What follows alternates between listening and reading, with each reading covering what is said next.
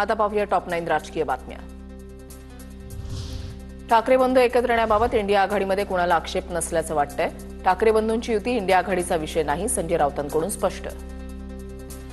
दोन भाऊ एकत्र आले तर आम्हाला आनंदच, मात्र दोन भाऊ एकत्र येणार असल्यानं अनेकांच्या पोटामध्ये गोळा आलाय, विजय वडेट्टीवारांची प्रतिक्रिया।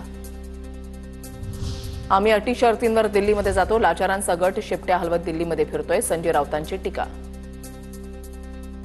शपथपत्र मागणाऱ्या निवडणूक आयोगाला राहुल गांधींकडून संसदेतल्या शपथेची आठवण। संसदेमध्ये संविधानाची शपथ घेतली आहे, निवडणूक आयोगानं आम्हाला मागील 10 वर्षातील डिजिटल वोटर लिस्ट द्यावी, राहुल गांधींचा आयोगावर हल्लाबोल।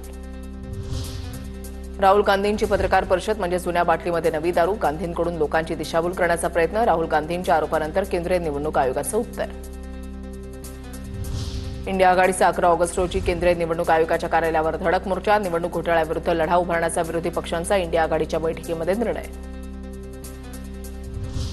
राहुल गांधींसह खरगेंची ठाकरेंसोबत चर्चा, आयोगाविरोधातील लढा तीव्र करणार, इंडिया आघाडी निवडणूक आयोगाविरोधात मोर्चा काढणार, संजय राऊतांची माहिती।